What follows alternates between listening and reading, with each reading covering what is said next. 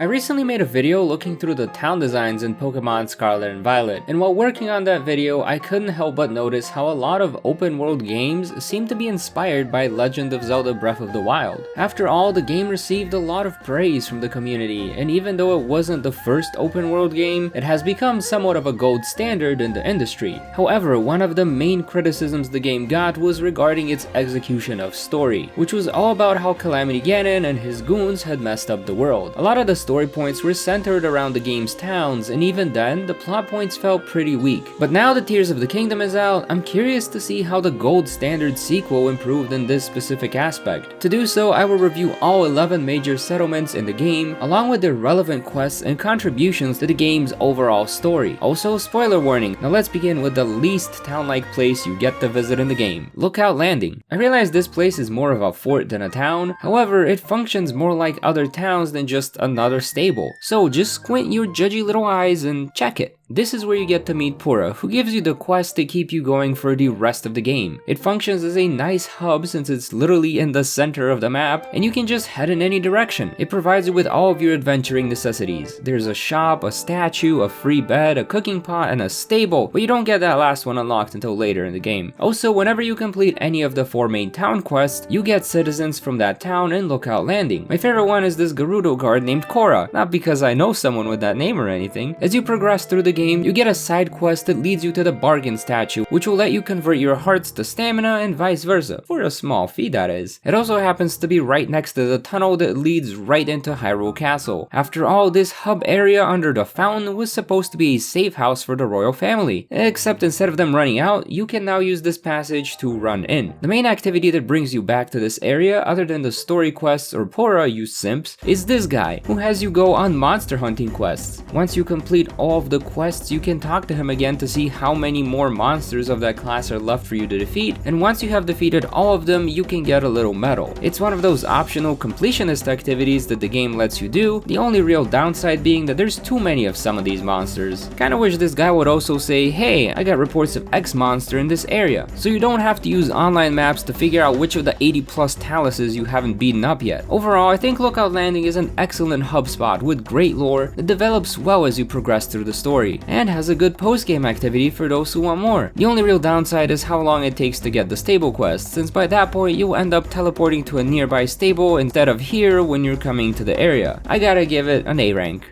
Rito Village. Even though Tears of the Kingdom is an open world game that can be done in any order, the game definitely encourages players to go towards Rito Village first. It kinda makes sense since the tutorial section introduces you to code areas and how to deal with them, and also because you can trigger the reporter questline from the stable nearby. Either way, it's the first of the 4 major towns affected by Ganon's awakening, and in this game, you really get to see it. The whole area is covered in snow. The main bridge towards town is completely destroyed. Once you make your way in, you realize that the town is basically empty except for a couple of kids. Most of the adults have left town to look for food and resources in order to survive this never-ending snowstorm. So these little bird kiddos are left to look after the town. They run the inn and the shops, and why is the snow quo set so expensive? You go after Tulin and follow the bonfires, which the Rito are using as guides in the storm. They might waste a lot of wood, but at least no one's getting lost. After helping Tulin defeat some monsters, you team up with him and make your way towards the giant ship in the sky to stop the storm. Once the sun finally shines on Rito, the snow melts away and life starts to return to normal. Even Impa visits the village while searching for the geoglyphs. Once the adults are back, you get a bunch of extra quests to help you find some shrines, fix up the bridge to town, and practice your flying skills over at the range. There's also a free bow and some arrows you can pick up there, as well as a couple of free arrows in town, and some more arrows in exchange for cave materials from this bird lady. Basically, if you need arrows fast and cheap, go to Rito. Overall, I didn't feel like there was much to do here after completing the story, but it was nice to see such a drastic and meaningful change after completing the main quest, and having arrows is nice, so Rito gets a B. Continuing along the story towns, I went to Zora's domain next to check in on my bestie Sidon. But long before getting to the town itself, it was pretty apparent that there was this weird muddy goop everywhere. And these fish people, they can't breathe mud. I guess this is the Zora equivalent of high pollen count. After clearing up the source of the mud, Zora's domain returns to normal and Sidon becomes the king. From there, we get a couple of side quests that lead us to the other 2 pieces of Zora armor for Link. We help a guy find his wife, carry over a stone to fix up Mipha Court, and take take a picture of the Mifa statue at night. Apart from these couple of quests, there isn't much else to do in Zora's domain. The fish folk talk about how they want to become better warriors, that way they can take down these monster fortresses by themselves, and the shopkeeper seems to have this weird thing for crabs. You can trade him some iron shell crabs to get a gem, but then he will eat the crabs raw, in their shells, no lamb sauce. Even the other Zora nearby are concerned. Not gonna lie gamers, the fish town was kind of a letdown. Hate to do this to my bestie Sidon, but I gotta give this one a C. Hopefully they're okay with the salt water. Goron City. If you thought the pollution was bad, all the Gorons are basically high on drugs. Marbled rock roast. No one wants to work, they just eat hot rock and lie. Thankfully, the old Gorons and kiddos are still okay since their teeth aren't strong enough to eat the rock roast. Anywho, Yunobo is now running a major mining operation that's made the town quite wealthy. You can buy gems and most importantly, you can buy diamonds. These are pretty rare to find and you will need them to upgrade some of your armor as well as get the champion's weapons, which are available in each of the 4 story towns once you complete the main quest. You can also make quick cash by selling some of your rare ores in bulk to this Gerudo lady, and there's a reporter in town who'll give you helpful hints to places you might want to check out. Once you've helped Yunobo stop the production of marbled rock roast, the town returns to normal and surprise surprise, you get a bunch of side quests, most of which revolve around finding hot springs and the ancient city of Garandia. Instead you find minecart land where you get to play a minigame, ride a minecart and shoot the targets. What is this, righteous rails from Splatoon? Near Goron City you'll find the Bedrock Bistro where you can trade normal rock roast for a seared gourmet steak, which sadly only sells for 35 rupees. Not worth the trip if you ask me. There's also this guy who will eat a bunch of your flint and give you 1000 rupees for every ripe flint he ends up eating. This is definitely worth a try since flint doesn't sell for much anyways. The last cool part about Goron City is that there's an easy place to cook multiple things at once. You can't make any actual recipes, but you can throw a bunch of meat, fish, or whatever else you want on this stove in the city center and it'll get nicely cooked for you. Just make sure you got enough space in your bag for these cooked items, otherwise they will burn away. Since you do get access to rare gems and a couple of ways to earn extra rupees, I'll give the Gorons a B. Kakariko Bazaar. Since Vo aren't allowed to go in Gerudo Town, the ones brave enough to face the desert can find some refuge in this small settlement. This is another one of those not quite a town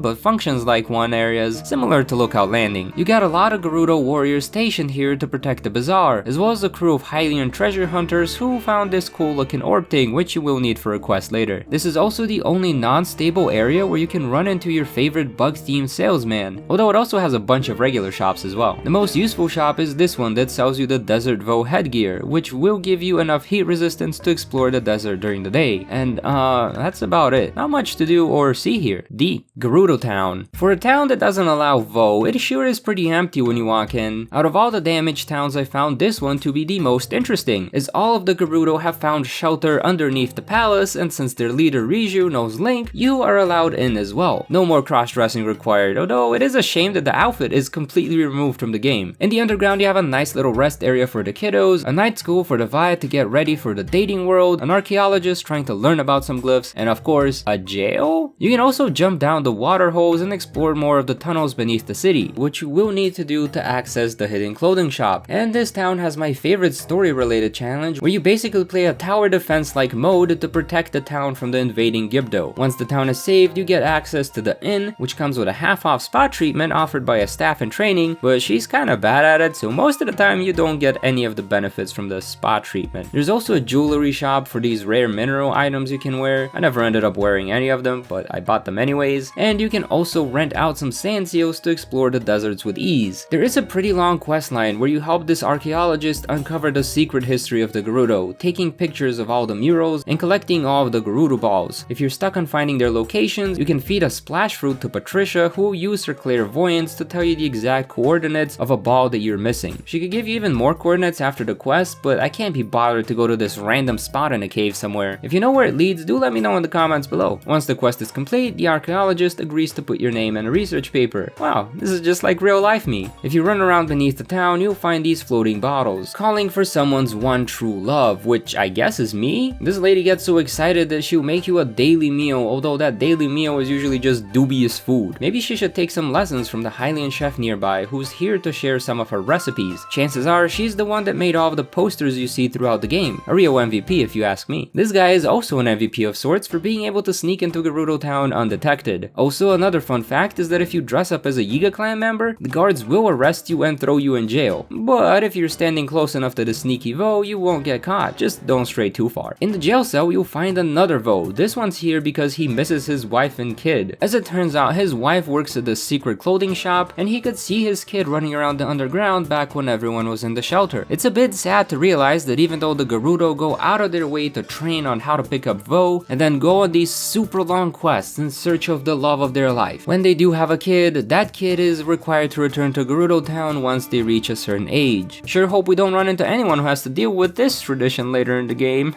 It kinda makes sense why there's a dating class for the Gerudo all of a sudden. And since Link is the only Vo legally allowed in town, he can help out with this class by covering his face, buying a drink, and bringing this wreath as a conversation topic. Overall, Gerudo Town offers a lot of lore, free items, and I no longer have to change clothes just to walk around here. So it gets the A tier. Korok Forest. When you first arrive in this woodland town, everything is withered, and all of the Koroks are more dead inside than when a YouTuber posts a video and it gets a 10 out of 10. All you have to do is jump down the hole inside of the great tree's navel and defeat the spooky hands and Phantom Ganon. Then the forest gets back to its cheery self. Even Hastu comes back here from Lookout Landing. When everyone is feeling all yahahaha, you can access 3 more shrines. You can look for some hidden woodland weapons and ascend into the secret room inside the great Deku tree's mouth. It looks pretty, but there's not much to do here and you can't touch any of it because this is by this guy's design. It's like his Animal Crossing island. Don't mess with it. It's perfect. It's aesthetic. That's it. The only reason you'd ever come back is to trade your Korok seeds for extra storage, which is also probably the last thing any completionist wants to do when playing this game. The Shakalaka Town gets a C. Kakariko Village. Several giant rings have fallen from the sky, changing the overall look of this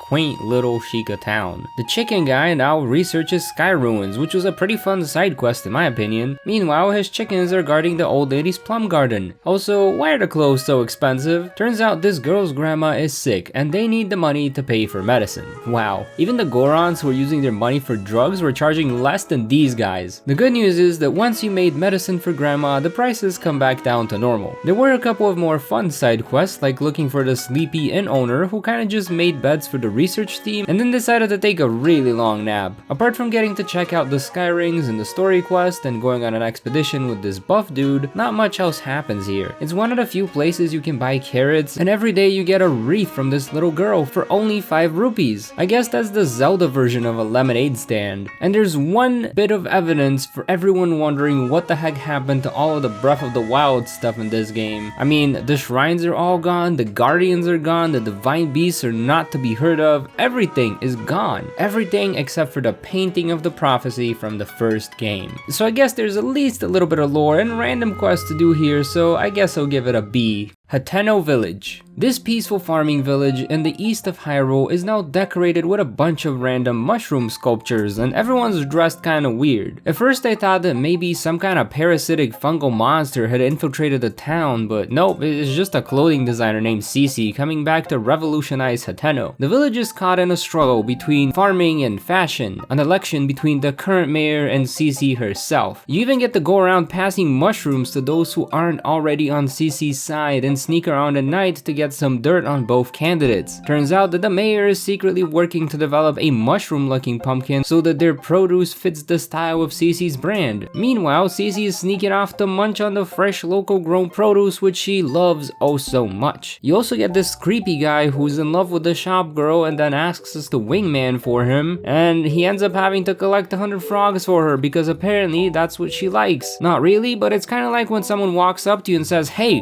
what's your favorite food?" So what is it? Comment below. Favorite food now. The only thing that comes to mind for me is beans, since it's one of the few things I can eat at the moment. Anyways, this town also has a school started by Zelda and the Sheikah clan, teaching the kiddos of Hateno about history, culinary arts, and some other things. Zelda used to help out at the school a lot, but since she's gone now, it's up to her substitute teacher Link to do his thing. Once the school quest is complete, you get access to the school's gardens and can ask this old lady to grow a bunch of crops for you. It's a nice way to save money on cooking ingredients and you can keep coming back for more. There's also the dye shop where you can recolor your armor and change your paraglider. A lot of different paraglider patterns can be obtained through various side quests and completionist events, like this pop art style one that you get from helping Addison put up every single sign in Hyrule. If you've played the first game, you know that Link bought a house here, but it's no longer Link's house, it's Zelda's house. And maybe it's a shared home because there's still some remnants of Link's possessions. And if you go down the well, you'll find Zelda has a secret study there and a hair tie for Link. If you go uphill, you'll run into the farms where you can trade nuts for milk and milk for cheese, or you can just outright buy the cheese yourself. And with the cheese, you can make pizza. Everybody loves pizza. 10 out of 10 game. At the very top of the village, you also have the lab where Robbie helps you update your pad so that you can search for things you've taken pictures of, complete your picture decks, and grab a travel medallion so that you can actually teleport into the towns you go to frequently and not to the one shrine that's kinda close, but you still gotta walk quite a bit before you actually get to the useful stuff. Not sure why they did that with the shrine placements in this game's towns, but I found it a bit inconvenient. Anyways, there's so much to do in this town and so much lore to learn that I cannot give it anything less than an S for super stylish. Lurelin Village. I was very surprised when I arrived at this once peaceful fishing village because there's pretty much no village left. Monster pirates have raided everything and the villagers fled to safety. You may have already talked to some of them, like the lady in Hateno Village or the shopkeepers in Lookout Landing. Bosun and the mayor can be found at a nearby cliff trying to figure out what to do, and what else than call upon the hero of Hyrule to take down this monster fortress. This was one of my favorite battles since you're not just attacking a random monster outpost with a small army of Hylians, you're single-handedly taking on pirates to free a village. And the mission isn't done until every last monster is defeated, including this one guy that's hiding inside of the well. I think he just fell down there. Once the pirates are gone, Bosun asks for some materials to start rebuilding. Getting the rice was easy since it would spawn in when you cut the grass near the village, but getting the logs was another story. My first idea was to get all the logs right next to the stable and then just cart them over, but my horse was too weak, so then I built a barely functional car for the task, which did work great at first, but then I stopped to get some more logs since I needed 15, and it is at that moment that I learned that there is in fact a glue limit. I guess I'll just have to carry it myself. Since that was super slow, I thought why not use an actual cart, except I messed up and accidentally dropped all of my logs in the water. Yeah, they're kinda stuck down there for good. Take two. This time I'm getting the logs from a nearby forest, clumping them all together, throw them down the hill, and they're gone. No more logs. 10 out of 10 game. Log frustration aside, you also get to place palm fruits in the center of some homes so that Bosun can rebuild them, or do other random tasks like clean out the debris from the inn. Eventually the village gets fixed up and its residents return, and since you're the hero who saved your home, you get a bunch of freebies. You can stay at the inn for free, you get free food from the restaurant, a chest with a random amount of rupees, free weapons, and free gambling. You can also find the island lobster shirt, which made exploring the Gerudo Desert very easy, even without the whole desert Voset thing. And last but not least, you get a boat race minigame, which I did once and I'm never gonna go do again. The sea is not for me. Overall, I really enjoyed getting to do actual hero stuff to save and restore a village, and despite struggling to collect the logs, the rewards felt worth my time. With so many freebies, I often come back to Lurelin whenever I need to rest, grab some extra food, or restock on a powerful weapon. Although this whole village is completely optional, I'm glad I came all the way out here to see everything it had to offer. A tier. Tarrey Town. Hey, have you heard of Hudson? The esteemed owner of Hudson Construction, here to build your dream home? You support him too, don't you? This is a peaceful little town full of people whose names end in sun, and right next to it you have a field packed to the brim with zonite devices that fell out of the sky. The research team has been building hot air balloons and cars. You can build your own vehicle and drive around the obstacle course to see just how fast you can go. This was a fun thing to do once. Tarrey Town has a new resident, Kilton, who likes to show off all the different monsters from around Hyrule. Hudson will gladly build sculptures of them as long as you have a photo reference, so there's a whole quest line where you go and take pictures of these various monsters and then set up their sculptures on a stage. Sadly, there is a limit on how many can exist at a time, and they all have to be placed on the platform, so you can't just take one home and make yourself a lino bike with the zonite material. Speaking of taking things home, since Zelda owns your home now in Hateno, Link is once again homeless. Good thing he can buy a second property near Tarrey Town. What a lucky duck. I can't even afford to think about buying a first property, let alone a second one. Maybe it's affordable for him because it's not quite in Tarrey Town, more like a 10-minute walk from town. I mean, you can see the town, but you're not really close to anyone. Except for this guy, he basically lives at your house. At first, I liked the whole block structure, but then I realized half of these cubes don't come with doors, so it's a bit weird to connect all the pieces together, and I ended up having a bunch of rooms just out in the open. What I really wanted to do is have a place where I can display all of my champion's weapons, because Hylia knows I'm never gonna use them again. The last thing left to do in Tarrey Town is to spend some time with Madison, Hudson's daughter, who's almost at the age where she has to go back to Gerudo Town. This little one likes teaching the elderly some Gerudo terms, and then tries to sneak past this greedy guy who charges you money to use the rail car, and she gets gets by all thanks to my handy dandy wall of Hudson cutouts. He doesn't like it if you do that later in the game though. And finally, we get to paint a hot air balloon and give Hudson and his family one last view of Tarrey Town from the sky before little Madison sets off to Gerudo. Poor Hudson, he's a good dad. The tears in my eyes almost made me forget that this is the only town that sells monster extract for cooking, as well as offer a service to split apart weapons and the materials attached to them. This is a great thing if you want to attach gems or rare monster drops to your weapons, so as long as you stop using them before they break, you can come here and for the low cost of 20 rupees, you can get the rare item back. Overall, it's a pretty cool little town with lots of silly and useful features, a heartwarming story, and the only place you can get yourself the Hudson Shield, A rank. Conclusion. I find it a bit interesting how this open world game gave more lore and attention to its optional side towns instead of the main story towns. In a way, it felt more rewarding to go and explore instead of stick to the places you're supposed to visit. Although I wouldn't go and call any of the towns in this game outright bad, I think it would have been nice to see some more lore and character stories, especially in the Big Four. Part of why I liked Gerudo Town the most is because it spent some time exploring the local culture and history. There's literally a guy in jail because it's illegal for guys to be in the town, whereas the other three kinda just stuck with certain themes like, we gotta be better warriors and nothing more. Of course, this criticism comes from a selfish desire to experience an immersive world. I personally enjoy seeing RPG towns that show the struggles of the locals, their customs and culture, or give you useful establishments that fit well within the context of the town. Getting a small farm in the farming village, or a guy who can deconstruct your weapons in a town that's all about construction. I've arrived at this set of criteria by observing what made me personally enjoy exploring and revisiting towns and games, but I will acknowledge that there's probably more to it than that. If you have any ideas what makes a town good, especially in RPGs, do comment down below. I plan on making a few more of these, so if there's another game you'd like to see me analyze, do let me know. In the meantime, feel free to check out this video on the Shrines and Tears of the Kingdom, or this playlist with the other town analysis videos I've made. Thanks for watching, stay healthy, and I hope to see you around.